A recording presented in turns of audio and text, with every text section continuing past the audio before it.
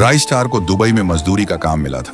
वह रोज सुबह 4 बजे उठता, बिना कुछ खाए पिए सबसे पहले काम पर पहुंच जाता और कड़ी धूप में खून पसीना एक करके ओवरटाइम काम करता। कभी भारी भारी पत्थर उठाता, कभी पीठ पर सीमेंट की बोरियां, और काम खत्म करके रात को बस एक टाइम रूखी सूखी रोटी और पानी पीता और थका टूटा जमीन पर लेट जाता। और हर रात सोने से पहले वह अपनी माँ और पायल की तस्वीर देखता और मन ही मन कहता, बस कुछ दिन और, फिर मैं अपनी पायल को रानी बनाकर रखूंगा। लेकिन उधर गांव में मंजर ही कुछ और था। राइस स्टार के जाते ही पायल के रंग ढंग बदल गए। उसने घर का काम काज करना बिल्कुल बंद कर दिया था। वह दिन भर शेरा के लाए हुए महंगे कपड़े पहनती, मेकअप लगाती और रानी बनकर आराम करती, और राइस स्टार की बूढ़ी बीमार माँ से घर का सारा काम करवाती। इस उम्र में उन्हें अब झाड़ू पोंछा और बर्तन मांजना पड़ता था। पायल उन्हें नौकरानी की तरह काम करवाती। माँ की तबीयत पहले से खराब थी, पर पायल के जुल्म ने उन्हें और तोड़ दिया था। एक दोपहर माँ अपनी खटिया पर लेटी दर्द से कराह रही थी। तभी उन्हें पायल के कमरे से कुछ फुसफुसाने की आवाजें सुनाई दी। उन्होंने सोचा, शायद मेरा बेटा राइस स्टार बिना बताए वापस आ गया है। जरूर वह पायल से बात कर रहा होगा। फिर वह उठकर धीरे धीरे पायल के कमरे की तरफ गईं। उन्होंने खुश होकर अंदर झांका, लेकिन अंदर का नजारा देखकर उनके पैरों तले जमीन खिसक गई। वहां राइस स्टार नहीं, शेरा था। पायल शेरा की बाहों में लिपटी हुई थी। शेरा हंसकर बोल रहा था, क्यों पायल रानी, वो राइस स्टार वहाँ खून पसीना बहा रहा है और हम यहाँ मजे कर रहे हैं। तुम्हें उसकी याद नहीं आती? याद? उस खेत के कीड़े की? अरे शेरा जी, वो तो बस एक गधा है जो मेरे शौक पूरे करने के लिए पैसा कमा रहा है। मेरा असली पति तो वो है जो मुझे रानी बनाकर रखे, यानी कि आप। यह सुनते ही माँ के मुंह से चीख निकल गई। हे राम, ये क्या अनर्थ हो गया। आवाज सुनते ही शेरा और पायल हड़बड़ा गए। पायल गुस्से में बोली, बुढ़िया, शर्म नहीं आती चुप चुप कर झांकते हुए? बेटा क्या गया, तू तो जासूस बन गई है। माँ रोते हुए बोली, बेटी, ये पाप है। राइस स्टार तेरा पति है, वो तेरे लिए। बस अपना ये ज्ञान अपने पास रख। खबरदार अगर राइस स्टार वो कुछ भी बताया तो। अगर 2 वक्त की रोटी चाहिए तो मुंह बंद रख और निकल यहाँ से। माँ के पास और कोई चारा नहीं था, इसलिए वह चुपचाप वहां से चली आई। फिर एक रात माँ को तेज बुखार था। उन्होंने कमजोर आवाज में पुकारा, बहू, ओ बहू, थोड़ा पानी दे दे बेटी, गला सूख रहा है। लेकिन उधर पायल शेरा का सिर गोद में रखकर उसे अंगूर खिला रही थी और वह खिलखिलाकर हंस रही थी। लेकिन माँ की आवाज सुनकर पायल गुस्से में बाहर आई और माँ के कमरे में आकर चिल्लाई, दिन भर किट किट करती रहती है। वहाँ अंदर शेरा जी बैठे हैं और इसे पानी चाहिए। मर क्यों नहीं जाती तू? तेरी वजह से मेरी जवानी खराब हो रही है। चुपचाप पड़ी रहे, वरना आज खाना भी नहीं मिलेगा। और वह बिना पानी दिए ही वहाँ से चली गई। बूढ़ी माँ रो पड़ी। उन्होंने आसमान की तरफ देखकर हाथ जोड़े, हे भगवान, मेरे राइस स्टार की रक्षा करना। उसे मत बताना कि उसकी बीवी की ये काली करतूत क्या है, और ना ही उसकी माँ यहाँ किस हाल में है, वरना वो टूट जाएगा। देखते ही देखते 6 महीने बीत गए। दुबई में राइस स्टार की कंपनी के मालिक को राइस स्टार की ईमानदारी बहुत पसंद आई।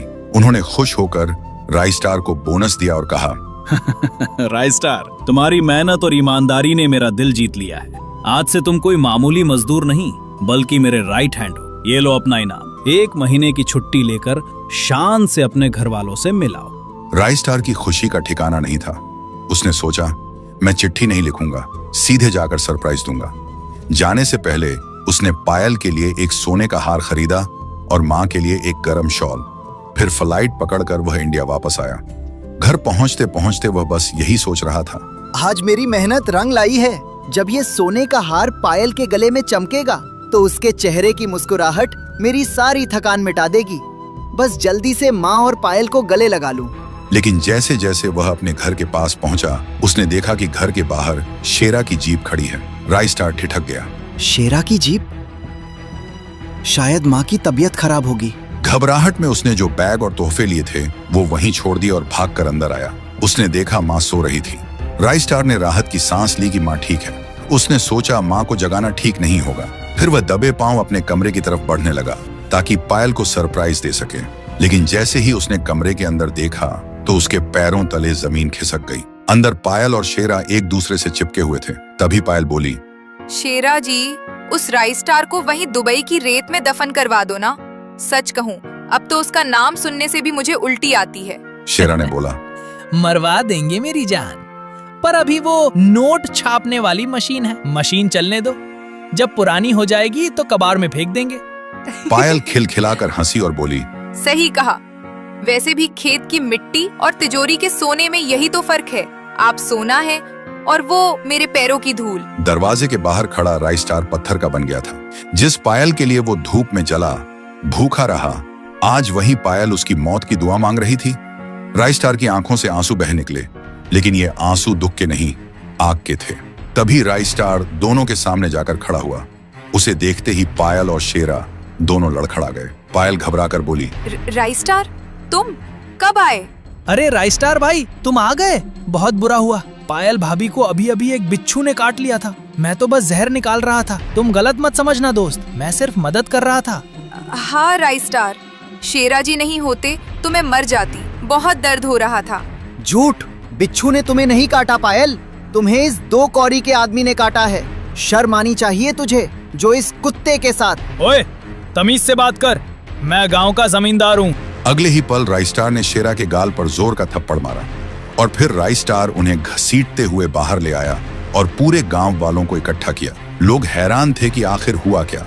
एक पड़ोसी बोला, राइस्टार, तू पागल हो गया है क्या? राइस्टार ने गांव वालों को इशारा करके कहा, देखो देखो मेरी माँ को। माँ की हालत देखकर सबकी सांसें अटक गईं। वो हड्डियों का ढांचा बन चुकी थी।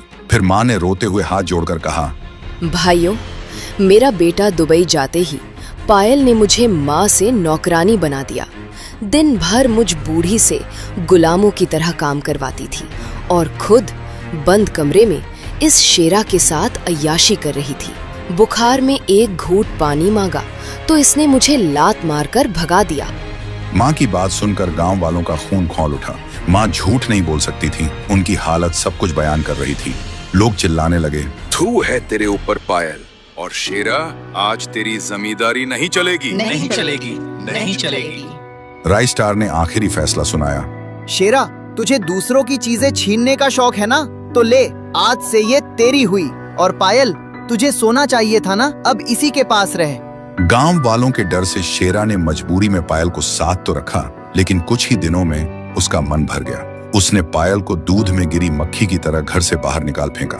और आज वही पायल जो कभी राइस्टार को पैरों की धूल कहा करती थी, आज खुद धूल में सनी हुई सड़क के किनारे भीख मांग रही है। और राइस्टार अपनी जमीन जायदाद बेचकर अपनी माँ को लेकर वापस दुबई चला गया और वहीं हमेशा के लिए बस गया। आज राइस्टार के पास बड़ा घर है, गाड़ी है। जिस माँ को पायल ने नौकरानी बनाया था, आज उसी माँ की देखभाल के लिए राइस्टार ने नौकर चाकर रखे। तो दोस्तों, सच ही कहते हैं, ऊपर वाला जब देता है तो छप्पर फाड़ के देता है, और जब छीनता है तो चमड़ी तक उधेड़ लेता है।